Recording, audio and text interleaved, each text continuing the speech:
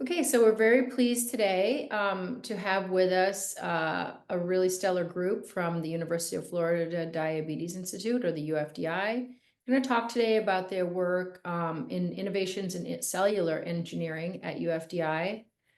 A little bit about the group. Let's start with Ed Phelps. Dr. Ed Phelps is an associate professor in the J. Creighton Pruitt Family Department of Biomedical Engineering at University of Florida. He earned his PhD in bioengineering at Georgia Institute of Tech and completed postdoctoral training at the Swiss Federal Institute of Technology in Lausanne. He moved to University of Florida in 2017, where he started his laboratory on pancreatic cellular and biomaterials engineering, and his expertise includes advanced bioimaging techniques, next generation hydrogel engineering, beta cell replacement, and islet physiology. The Phelps Lab is a member of the UFDI, a leading center for investigating the history, prediction, and prevention of type 1 diabetes, and it is very well supported laboratory. Also, I would like to introduce Dr. Leeana Peters, or she is a postdoctoral fellow in the lab of Dr. Todd Brusco at the University of Florida Diabetes Institute. And during her grad career, she was a recipient of an interdisciplinary NIH T32 fellowship, as well as the NIDDK Ruth Kirchstein Predoctoral Individual National Research Award to investigate tissue immune phenotypes and immune receptor repertoire in T1D. And her current research projects include utilizing genome editing tools to investigate how T1D associated genetic variants may alter immune phenotype and repertoire dynamics, for which she was awarded an ADA postdoctoral fellowship and a DRC grant. Dr. Jessie Barra has over a decade of expertise in immunology, autoimmunity, and transplantation rejection. Her current research focuses on developing innovative approaches to protect pluripotent stem cell-derived beta cells from allo and autoimmune recognition using genome engineering technology, as well as illuminating the mechanisms governing selection of human autoreactive T cells during thymic development.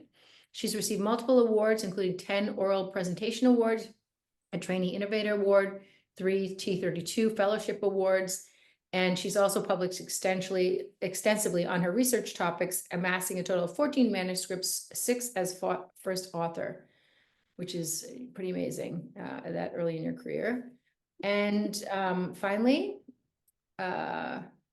for Cherie, I'm looking for her bio, and she is here on the left side. Oops, sorry, admitting people.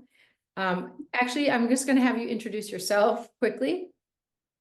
Sure. Yes, my name is Dr. Cherie Stabler. I'm a professor and department chair of the Department of Biomedical Engineering here at the University of Florida, affiliate faculty at UFDI as well. I've been here since 2016. I was recruited here from the University of Miami at the DRI. And my research focuses on cell-based replacement, the development of devices for cell-based therapy for type 1 diabetes. Thank you all for joining us. We're really excited to have you walk through what's going on in the sort of cellular engineering space at UFDI. I don't know if, Leeana, do you want to start first and sort of start talking a little bit about your work? Sure, happy to do that. Feel free to drop questions in the chat as we go through the presentations. Okay.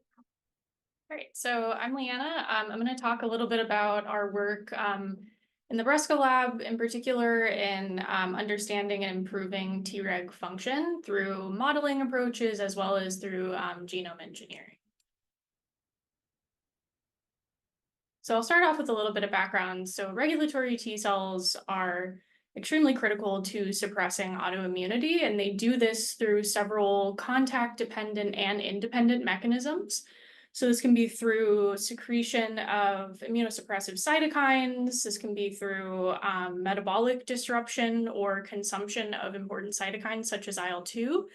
As well as through targeting and killing of autoreactive effectors and the actual removal of important co-stimulatory ligands and MHC as well, in order to prevent activation of these effector cells. And why we know that Tregs are so important in autoimmunity is, of course, due to some key mutations in FOXP3, which is the critical transcription factor for Tregs, as well as other Treg related key molecules that result in this set of syndromes called IPEX, which involve a lot of endocrine as well as autoinflammatory phenotypes, and notably people who have IPEX sometimes also have type 1 diabetes. So in type 1 diabetes, there's been a lot of work looking at if regulatory T cell frequency and function might differ in these patients. And it's largely been shown that Tregs as a whole don't really differ in type 1 as compared to healthy controls, in circulation at least. However, there have been other studies to show that potentially the activation state of these Tregs does differ. So this study looked at Tregs again from the peripheral blood, investigating activated as well as resting Tregs. And you can see here that activated Tregs tend to be reduced in T1D, where resting Tregs look to be increased. So potentially there's that difference in activation state. And there's some indication that regulatory T cells might co-opt an effector profile as well, where the study from peripheral blood as well showed that Tregs in type 1 tend to co-express the inflammatory cytokine interferon gamma, indicating potentially a more Th1 skewed profile. So there's a lot of interest in type 1 diabetes and utilizing these suppressive populations to suppress autoimmunity. And so there's been a lot of work going into looking at autologous Treg therapies where regulatory T cells from the peripheral blood of donors would be taken, expanded, and then reinfused. And unfortunately, there hasn't really been a lot of efficacy shown with this therapy as of yet.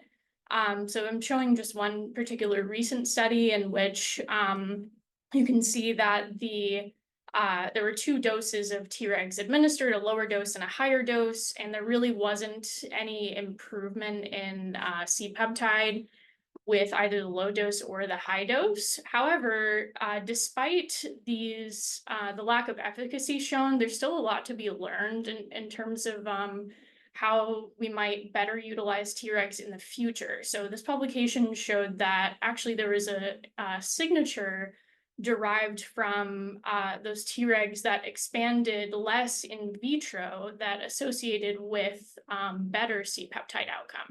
So there really is still a lot to be done in terms of understanding Treg function in order to optimize it for regulatory T cell therapy in type 1. So that leads me to some of our key questions, what I'm going to talk about today from our studies. And those involve using single cell genomics to understand Treg heterogeneity and potentially guide selection of sources of these Tregs for potential adoptive cell therapy, as well as kind of more in vitro modeling of the inflammatory milieu in type 1 and how that impacts Treg stability, as well as effector T cell function. And then lastly, how we can potentially use genome editing tools to investigate the role of candidate genes and T cell receptor signaling on Treg function. So I'll talk firstly about some of our work utilizing single cell genomics. So previously in the lab, we showed that cord blood Tregs actually have improved purity when they're expanded in vitro relative to those derived from adult peripheral blood. So you can see that in terms of FOXP3 helios purity, as well as demethylation at the Treg-specific demethylated region, which is, again, a marker of Treg purity. And those are increased in expanded cord blood Tregs relative to those derived from adult peripheral blood. So in this study, we wanted to kind of investigate some of the reasons for this. So we took peripheral blood and umbilical cord blood derived Tregs, expanded them in vitro, and then did some single cell repertoire and gene expression analysis, as well as some other functional studies. So here I'm showing some clustering from our single cell studies where we're comparing clusters from adult peripheral blood and cord blood. And you can see on the right a comparison of the composition of these clusters by adult peripheral blood or cord blood. And one thing I really wanted to highlight is that last cluster, cluster 6, is more highly represented in adult peripheral blood. And it really stuck out as a kind of a contaminant cluster to us. So here you can see expression of inflammatory genes such as CCL5, granzyme K, CXCR3, NKG7, other cytotoxicity related genes. But in cord blood, this cluster tended to retain higher expression of the lineage defining transcription factors FOXP3 and Helios, whereas in adult peripheral blood, that was lesser, and it tended to have higher expression of those things like NKG7. And then when we compared receptor repertoire, we also saw that cord blood retained higher diversity. So this plot is just showing that across the range of different clonotype frequencies between adult peripheral blood and cord blood, the T cell repertoire was more evenly distributed. So there wasn't a abundant expansion of one particular clone in cord blood. So next, I want to talk about our modeling the impact of these inflammatory cytokines on Treg stability and effector function. So previously in the lab, or others have also shown that the innate cytokines IL-12 and IL-18 are actually increased in the serum of T1D donors.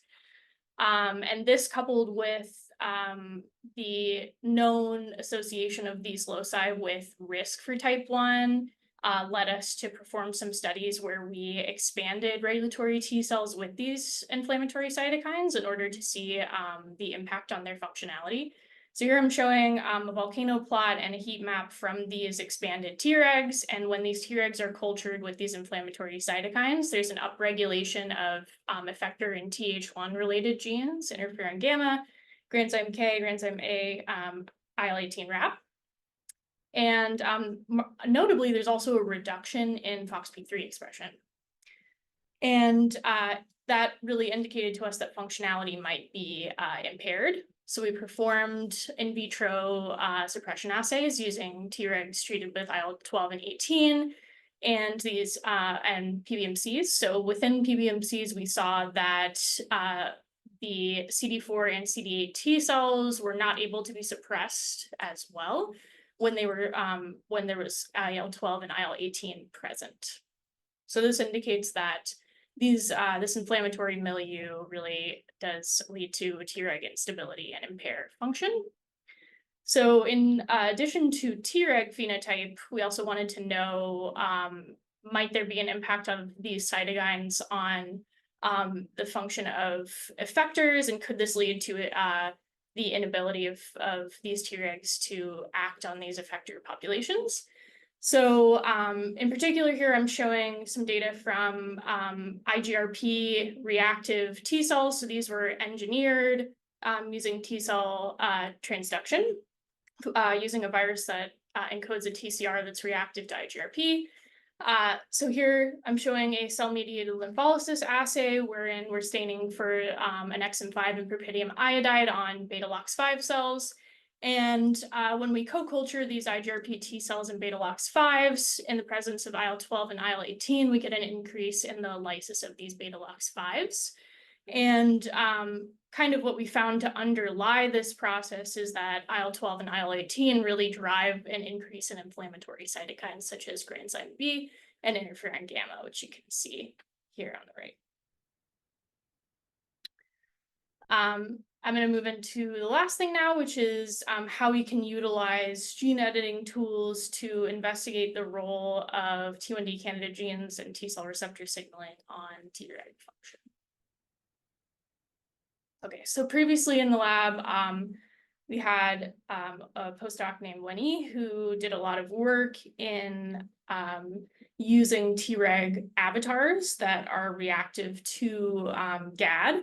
So we used two TCR avatars, one with a higher affinity, which is R164, and one with a lower affinity, which we call 4.13. She showed that those with higher TCR affinity had higher expression of activation markers such as OX40 and CD25, and they tended to better suppress effector proliferation. So those with R164 TCR demonstrated greater suppression here. So we wanted to extend these findings using genome editing tools such as CRISPR-Cas9 to potentially improve the responses and better study autoreactive T cell function. So in this study, we used IGRP reactive T cells to start, but moving forward, we're working on regulatory T cells as well. So we took IGRP reactive T cells and knocked out the T cell receptor alpha chain constant region in order to improve pairing of the alpha and beta chains and thereby enhance function. And here you can see we had an increase in, or we had a decent knockout here, as well as an improvement in the pairing of the alpha and beta chains of the introduced de novo TCR. We also found that with the knockout, we get an increase in the peptide MHC avidity, where we assess this by dextramer binding, and you can see that those IGRP T cells that had TRAC knocked out demonstrate increased IGRP dextramer binding and MFI as well. And we next did some assays to see if this translated into actual functionality. So we performed in vitro activation assays using artificial APCs. And here we do see that those T cells that are IGRP transduced and knocked out for TRAC have increased activation in terms of CD69 and CD25 expression. And they also do seem to kill these beta cell lines more efficiently as well. And this, again, seemed to be mediated by production of inflammatory cytokines such as granzyme B and interferon gamma. So to conclude overall, what we see from all of our studies is that quality and source of Treg may be really important factors that contribute to durable tolerance as we consider utilizing adoptive cell therapies in type 1. And we do see that the inflammatory milieu in type 1 and the potential impact on Treg function has to be considered in order to develop these optimized cell therapies and combat potential lineage instability in vivo. And lastly, TCR editing we found to enhance autoreactive T cell function, implying that if we utilize similar procedures, potentially in concert with modification of T1D risk loci, we may end up with a product with enhanced functionality.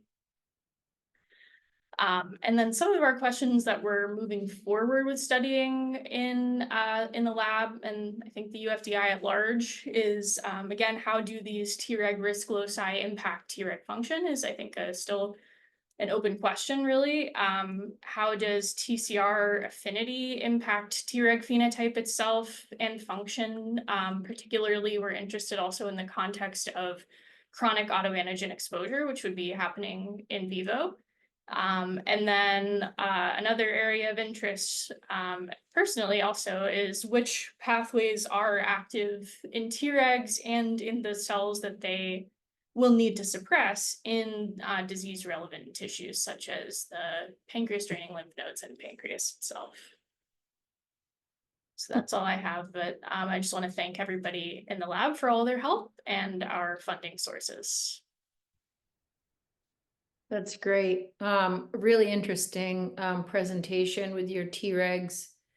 Almost looks like you're kind of creating a bespoke Treg, or you're attempting to, right? That would be great. Yeah. Yeah.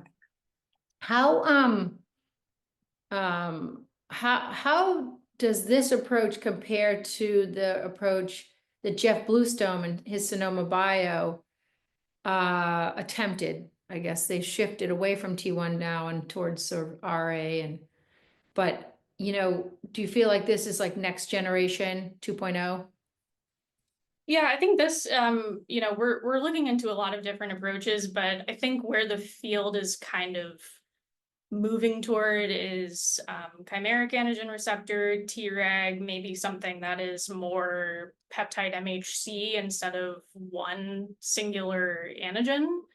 A little bit more flexibility that way. And then something you mentioned Jeff Bluestone's work. So I know they're also working on kind of, instead of utilizing only Tregs as the product, can we utilize a broader cell population, modify that in order to kind of force a Treg phenotype, right? So you have a larger population, and introduce some of those chemical signaling complexes to combat deficiencies that you might have in vivo with something like IL-2 signaling that might be down in type 1. So there's a lot of work happening with a lot of different sources, but we have to, I think, still understand some basic things about Treg biology, in my opinion, for us to have an optimized product in type 1.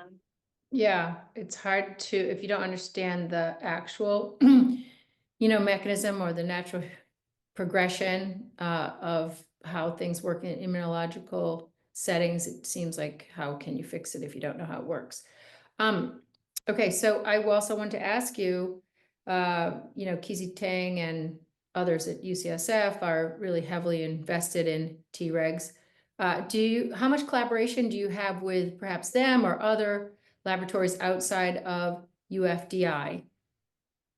Yeah, we have a ton of collaborations with a lot of people outside of the UFDI. So we partner with Well, quite a bit of I people know you guys do, but I mean, in terms of this particular line of work. in terms of Treg engineering. Yeah. So we're kind of trying to get this stuff a little bit more off the ground in terms of genome editing. So right now I've spoken to and gotten opinions from people even from UCSF, like the Marson lab, about approaches for genome editing. That's a great lab. Yeah, it's a great lab for I think for the future of applying some of those things to type 1 where it hasn't really been done before. I think we're going to have to step out into other research areas and gain expertise from people like that, using high throughput techniques and screens and actually using HDR editing instead of knocking out, which is really the majority of what we've been doing so far. So yeah, that's where we're heading with that. Great. More of a super progressive mindset, that more of the same that we've heard before with the earlier talks from UFDI scientists. So thank you very much for sharing that, Leeana.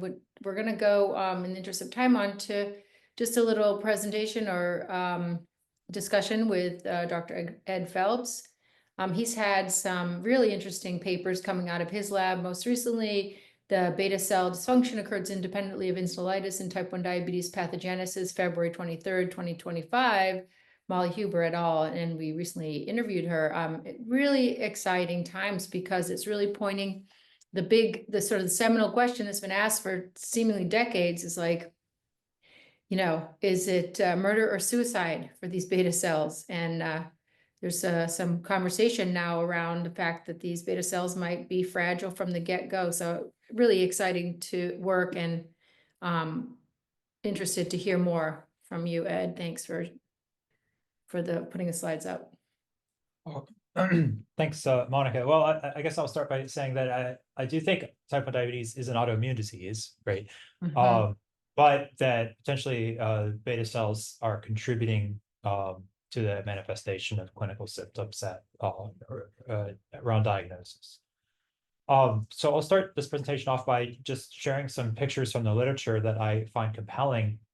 Many people in this field work with isolated islets, where you digest the pancreas and then you separate out the islets from the exocrine tissue and work directly with only the islets. But there are many, factors to the in vivo niche which affect the function of the beta cells and the other cells in the islet. The first is being the architecture. This is an often shared image here on the left, just showing that architecture of mouse and human islets is quite different, and that there's more to the islet than just beta cells, but there's a whole community of different endocrine cells. There can be innervation of islets. They're heavily vascularized, and the vasculature itself is also controlled by neural cells and pericytes and macrophages. There are islet resident innate immune cells, and then there's crosstalk between the exocrine and the endocrine breakers. So, you have all of this stuff going on, and many of these systems are also shown to be perturbed in type 1 diabetes and other diseases of the pancreas. So, from my point of view, it's really important to have a more holistic view of the in vivo niche when you're doing islet biology. So we work with the NPOD program that, a big aspect of NPOD is the run out of the University of Florida.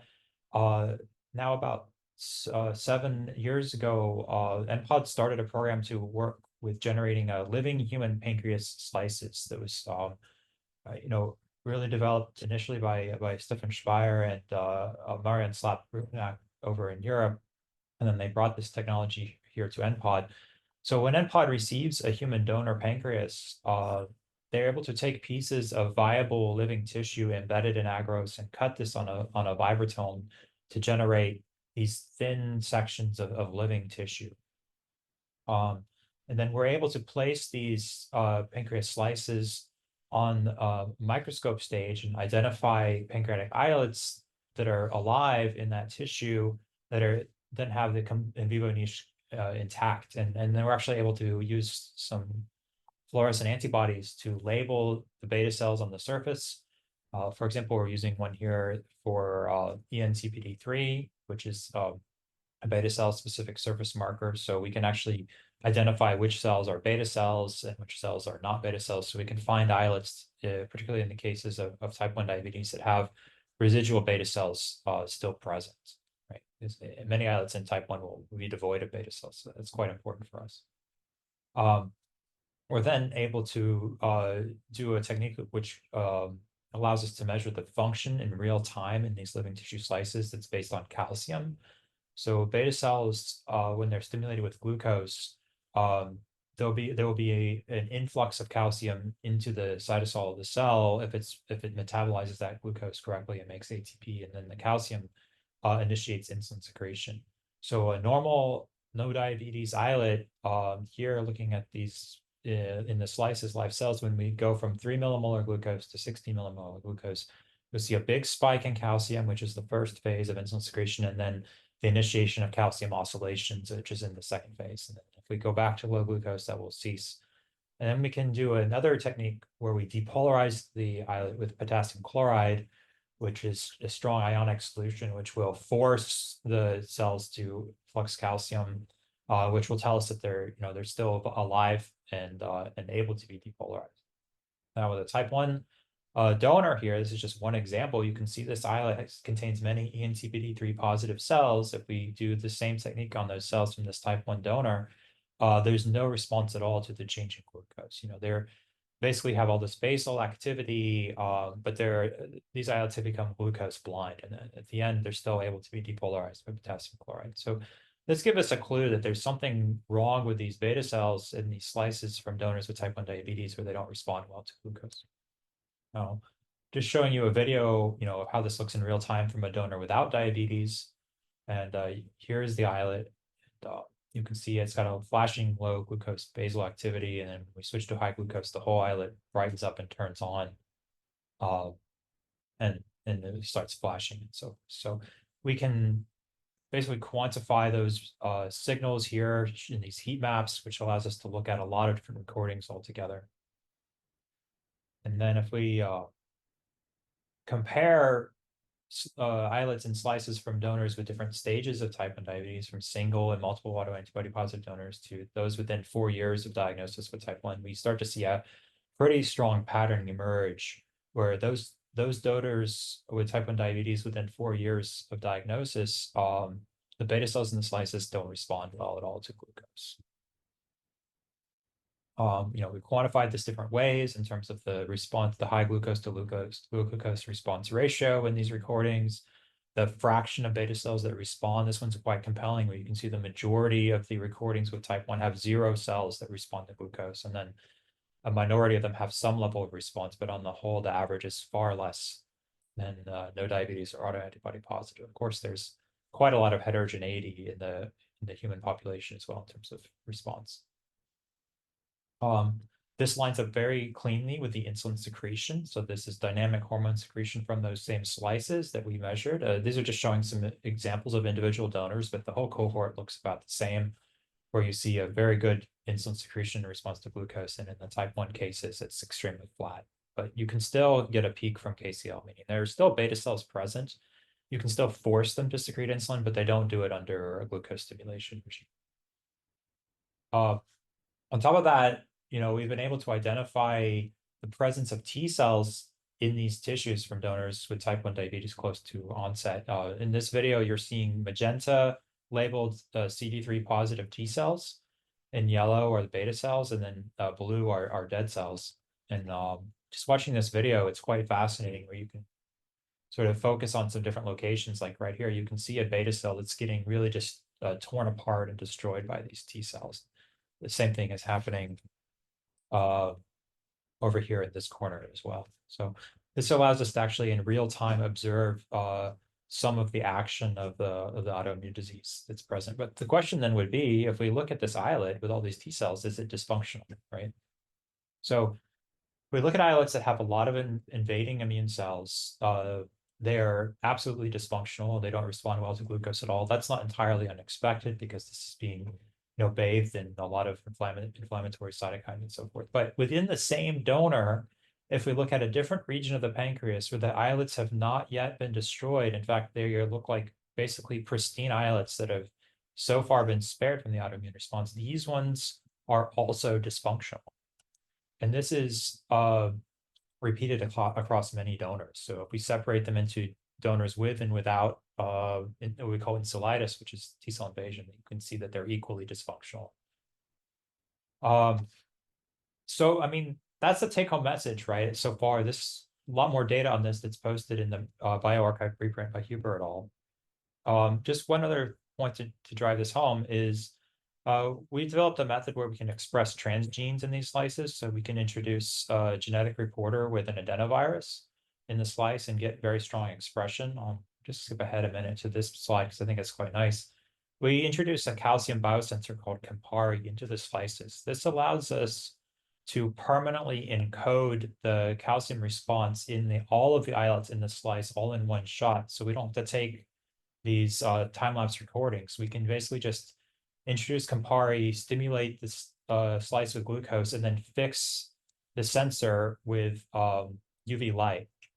And you can see here in the graph that the cells that have the photoconverting light and the high glucose in red respond very well. And then these are able to be looked back leisurely at any time and record in all the islets the response.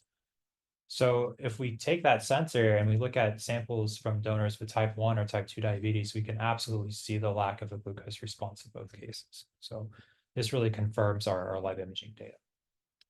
And with that, I'll answer questions or pass it over to the next speaker. So, Fantastic, beautiful, beautiful imagery. And really shows that your lab has honed these techniques and protocols to a T. And that there's so much, now that you've got them finessed, there's so much more work to be done and more exciting projects, I would assume, around, the system you've developed.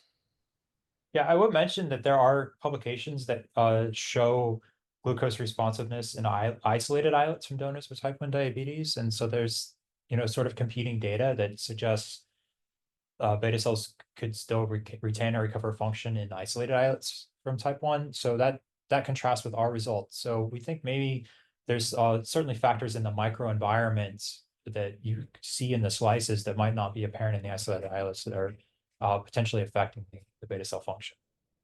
Yeah, interesting. I mean, we've had talks from, Jing Hughes and Matt Marins, Jacob Hexer Sorensen, Berenger and Marins, Mark Housing, all of your colleagues in the imaging space, all doing superlative work. I wondered, Ed, have you guys seen any connection with the primary cilium and the cells that are attacked or go offline? Oh, that's a great question. I mean, It's a work of Jing Hughes, if I'm not mistaken. The primary cilium is really cool work. I haven't looked at it myself. No, sorry. Okay, project waiting for incoming. There's so many things to look at, Yeah, I mean, it really, yeah, there's so many ways to manipulate the system and to really look. So I mean, to me, it's just a beautiful, you've really created a beautiful system. And feel free, anyone who's in the audience, to drop a question in the chat. And then I guess let's move on a little bit in the interest of our time here. And let's just see if Jessie Barra might share some of her work. Yeah, so my topic is looking at stem cell derived beta cells and genome engineering approaches. So briefly to touch on some background, these stem cell derived beta cells, or what I'll call SBC, are derived from human pluripotent stem cells and pushed in vitro down the developmental trajectory to ultimately commit to pancreatic fates and ultimately the beta cell fate in particular. And these cells can be derived now from either embryonic sources or induced pluripotent stem cell sources from patients. And the field, I think, overall is extremely excited about this strategy because it potentially represents an unlimited cell source for transplantation into patients with type 1 diabetes. But still, the remaining core challenge for the utilization of these cells is that once they're implanted, just like primary islets, they're still susceptible to immune-mediated rejection within the patient. And so the field has embarked on genome engineering strategies to try and fix this problem. And I think ultimately we can pare down the approaches in the field into two main camps. One is immune evasion strategies, and the other is immune tolerance engagement. So I'm going to briefly touch on each of these and share a story of how we're doing this in the lab. So firstly, immune evasion. A lot of groups are interested in utilizing HLA knockout strategies, which gets rid of one of the major ways in which immune surveillance engages with various cellular targets to understand if there's a threat ongoing. Another really prominent methodology in the field is to upregulate or enhance the expression of various checkpoint inhibitors, such as PD-L1, which I'll talk about more in a second, or these quote unquote don't eat me signals for the innate immune compartment, such as CD47. And ultimately, these immune evasion strategies comprehensively seek to suppress the ability for immune effector responses to engage with these beta cells. But on the other side of the coin, immune tolerance actually tries to utilize existing approaches within the immune system that are arguably maybe better at inhibiting these effector responses. And one of the main strategies, which the field is really interested in using, is chimeric antigen receptor, or CAR technology, in regulatory T cells, which Leeana did a beautiful job of already introducing for us, so I won't spend too much time on that. But in order to make this approach really effective, the bait protein that actually triggers the CAR response has to be really specific. And some of the key phenotypes of this bait protein, in our opinion, is that it should ideally be expressed on the cell surface, so it's readily available for those Tregs to engage with. It should not be expressed in any other human tissues in the body to ensure that that Treg response is uniquely associated with the site of implantation of your beta cells. And in addition to that, optimally, you want whatever that bait protein is to be expressed in the thymus, so that central tolerance has already been established towards that protein, and you won't have any sort of allogeneic or foreign body responses towards that protein itself. And I think ultimately where our group sees a main deficiency in the field overall is that all of these strategies to date have really been investigated in the context of allogeneic or xenogenic responses. And there's a lot of literature suggesting that these approaches are efficacious in those contexts. But as a field, we have done a less comprehensive job at understanding how these engineered beta cells can withstand autoreactive immune compartments, which still exist in these patients we plan to put the cells into. And so that's what our group, I think, collectively at the UFDI, as well as specifically in Dr. Holger Russ's lab, our lab, is really interested in trying to bridge this gap in knowledge. So I'm going to tell you two quick stories, one on each side of this arm. So first, our immune evasion strategy.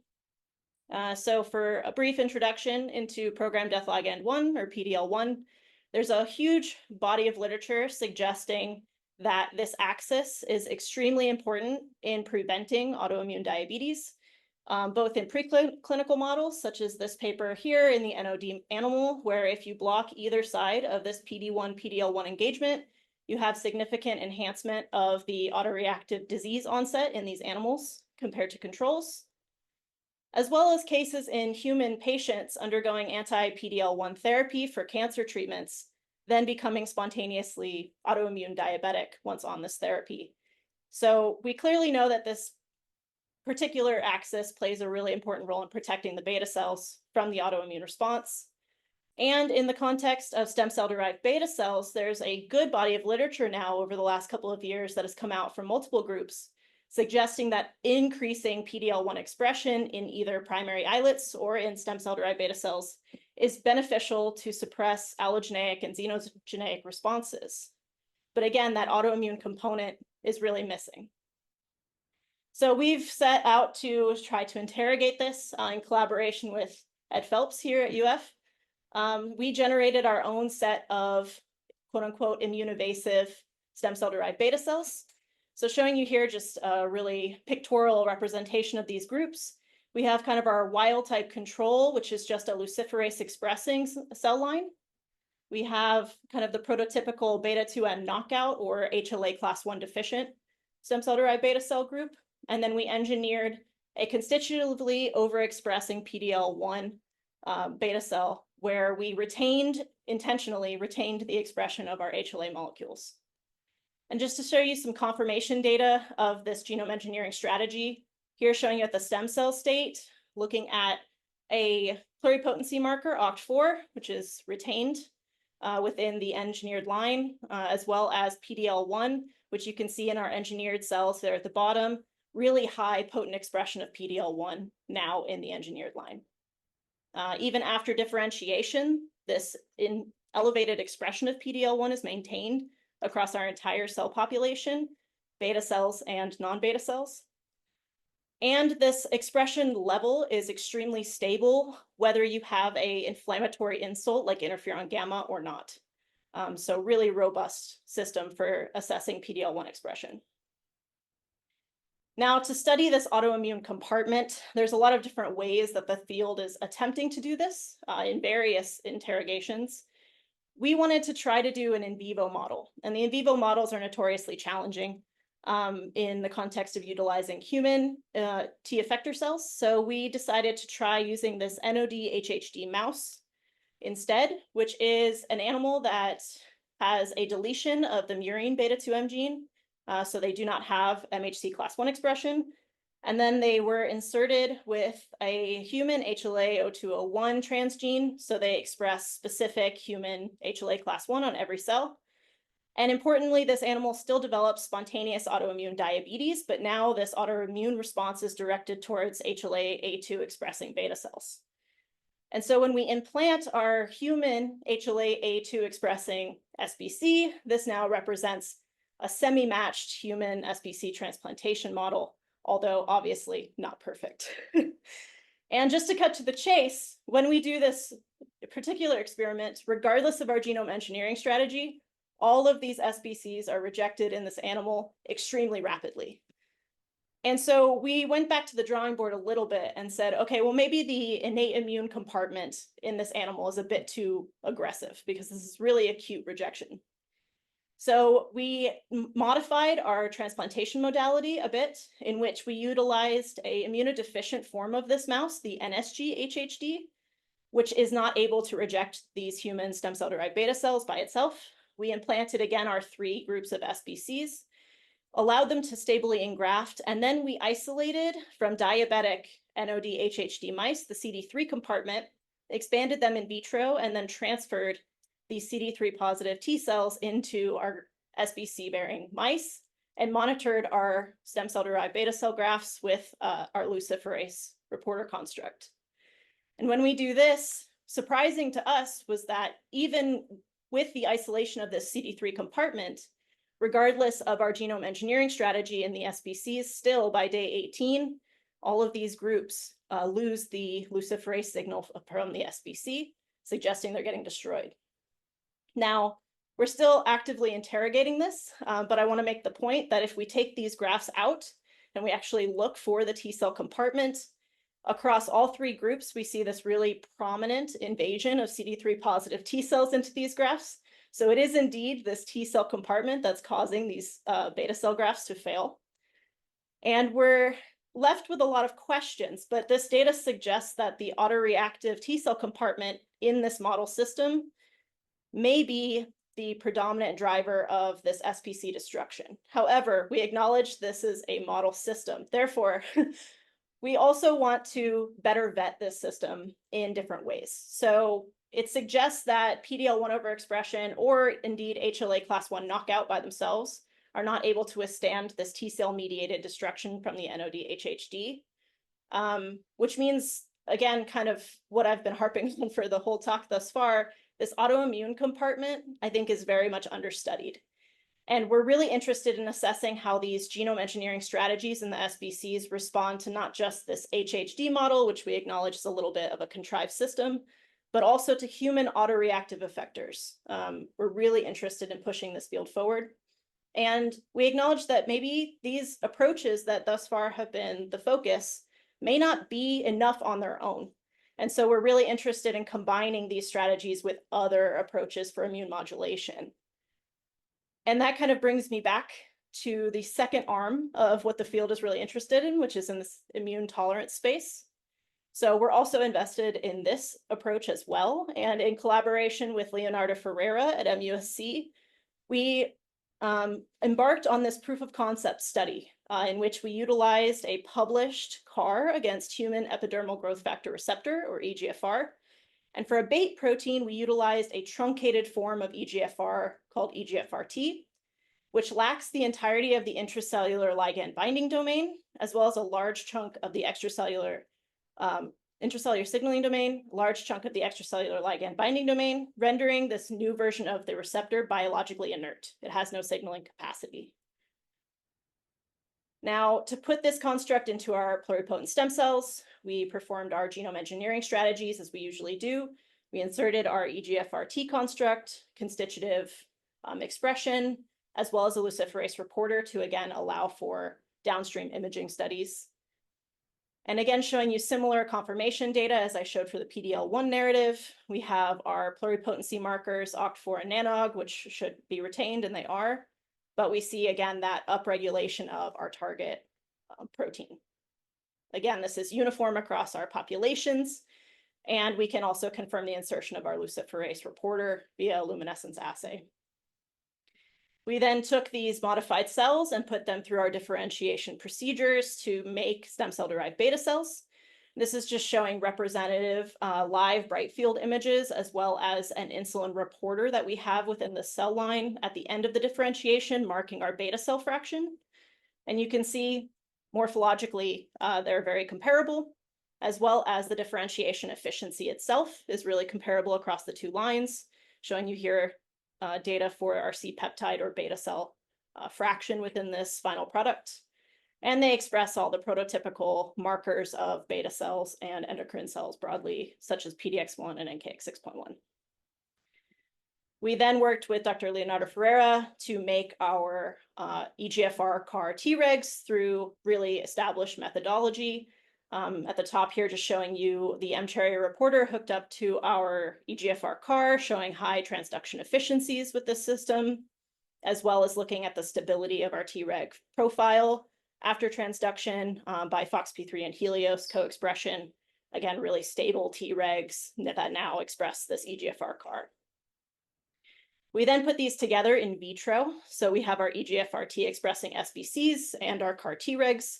There's a lot of control groups here, so I just want you to focus on the purple boxes, where we take our CAR Tregs and either simulate them with beads or put them in culture with our EGFRT expressing SBCs.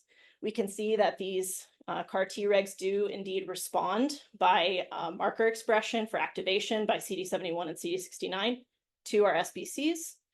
as well as in the secretion profiles of these cells after co-culture. Only in the condition where our CAR Tregs are co-cultured with our SBCs do we see the secretion of IL-10 and IL-13, potent immunosuppressive cytokines. This does correlate with function. So if we put these EGFR-T, SBC activated CAR Tregs in culture with CAR T effectors in a dye dilution assay, you can see both CD4 and CD8 effectors are suppressed with the addition of these CAR Tregs. So now to do it in vivo. And what we decided to do was utilize an immunodeficient recipient to, again, allow for these SBC to stably engraft.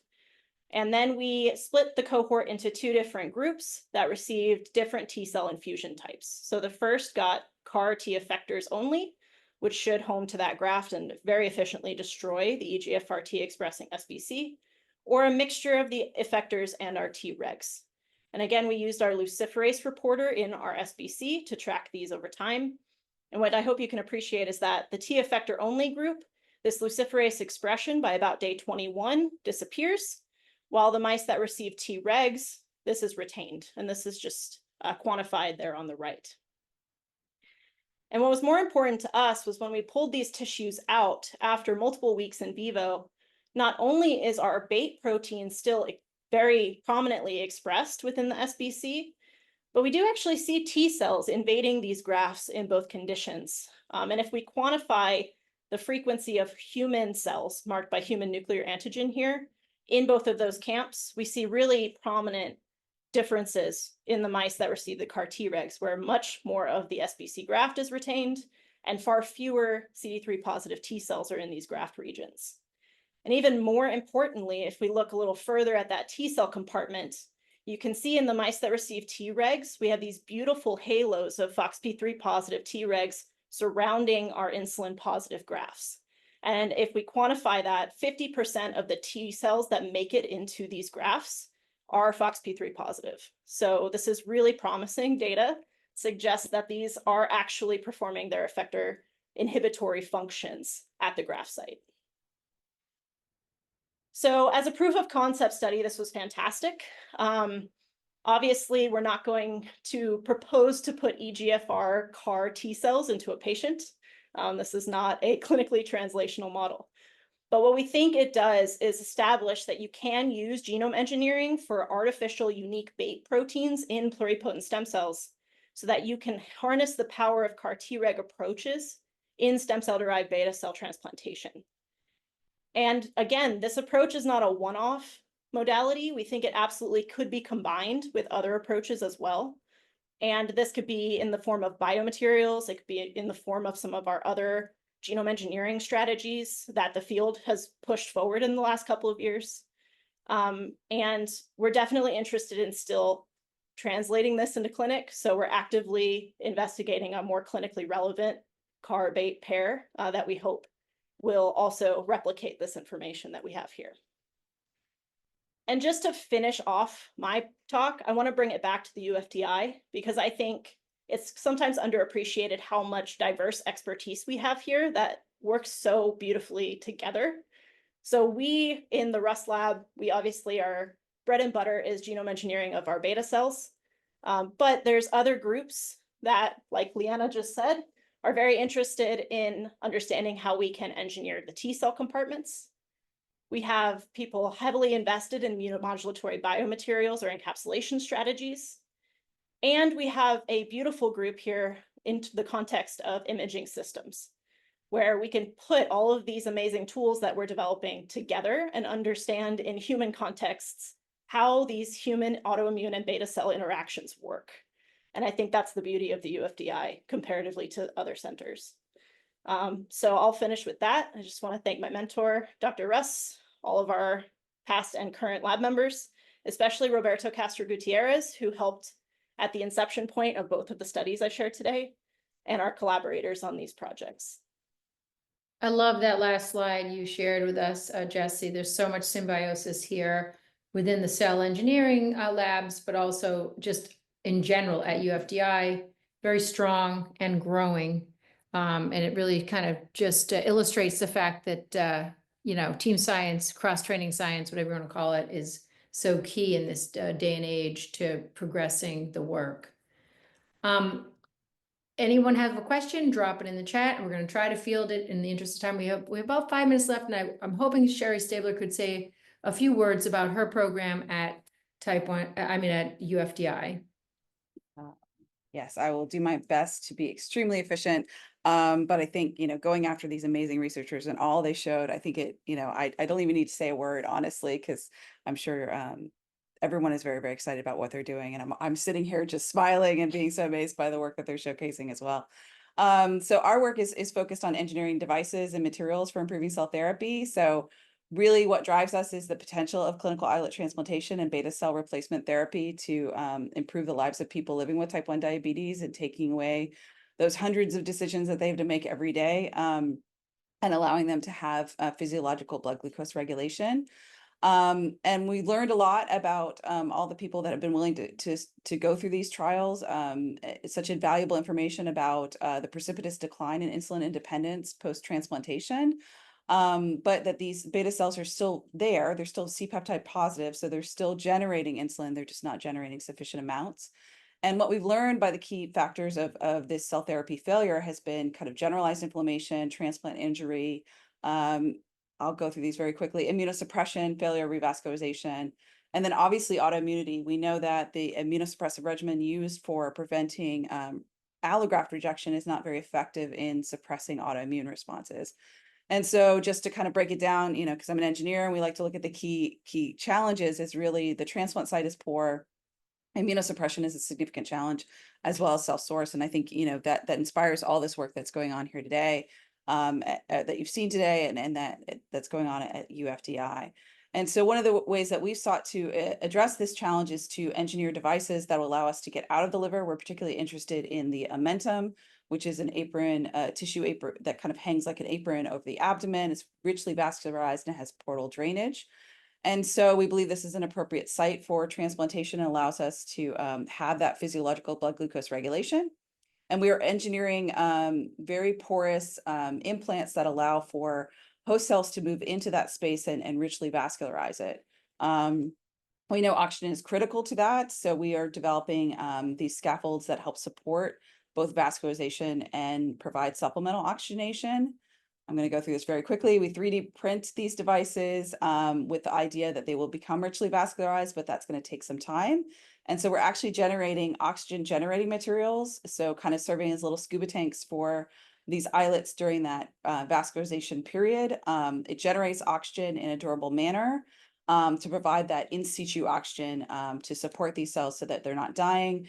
And there's a robust amount of evidence that if you can mitigate death of these cells during those early engraftment periods, you can actually mitigate immunological activation. And so this is beneficial to, regardless of what you transplant, all these methods that we're doing to try and improve beta cell function and immunological and decrease immunological rejection could benefit from mitigating this early and quite substantial cell death.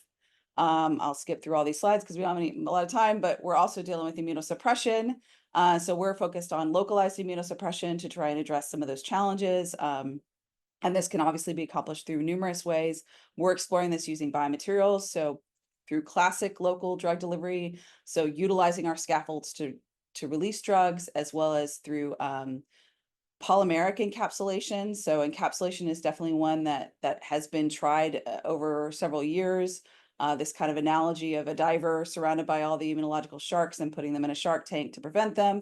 But we know that the immune system is a little smarter than this. And so we will still have immunological rejection. And so what we're seeking to do is similar to something that's already been highlighted, is really, can we harness the regulatory side of the immune system to combine polymeric encapsulation with targeted immunomodulation or mechanisms that will help promote more of a regulatory phenotype. So kind of flying through all this, but that's basically what we're trying to do. This is one example of that, is basically using PEG grafting to protect the islets during early implantation periods. And what we've demonstrated in large animal models, that we've been able to achieve improved engraftment and survival and glycemic control using the simple pegylation procedure. This is published, so if you're interested in this work, you can learn more about it as I'm flying through these slides. But again, our approach is to try and combine polymeric encapsulation with immunomodulatory signals. And so these kind of active immunomodulatory biomaterials that we hope will generate a more durable and nuanced response that would harness natural regulatory mechanisms. We are also working, as kind of Jessie mentioned, on creating a diabetes on a chip. This is a collaborative project that really is very unique to UFDI and harnessing all these amazing, brilliant minds to create an isogenic cell repertoire that we can then integrate into a basically what we call kind of a pancreatic niche, for lack of a better word, that allows us to then study and explore immune cell interactions that would greatly complement a lot of what Dr. Phelps talked about of having these in situ tissue slices. So we can kind of maybe screen things through both mechanisms and explore outcomes from both of those. So with that, most important slide is my amazing team in my lab that do so much amazing work, as well as our alumni that are out there. So many of them are working in type 1 diabetes as well. Our wonderful collaborators, our funding sources, which are so important, as well as the donors, the families, and the animals that contributed to this work. Thank you. Thank you so much. I'm sorry, but I It's okay. appreciate your speed presentation. The presentations were excellent, and I encourage anyone who's interested in becoming a trainee at UFDI, and particularly in one of these laboratories, to reach out directly to the PIs and postdocs and that spoke today, Dr. Leeana Peters, Dr. Ed Phelps, Dr. Jessie Barra, and Dr. Cherie Stabler. Thank you again, all of you, for this fascinating presentation, really highlighting how much of a team sport type 1 diabetes research is at University of Florida Diabetes Institute. And with that, we're going on to our next panel. Thanks again, and I'll see some of you soon. Bye-bye.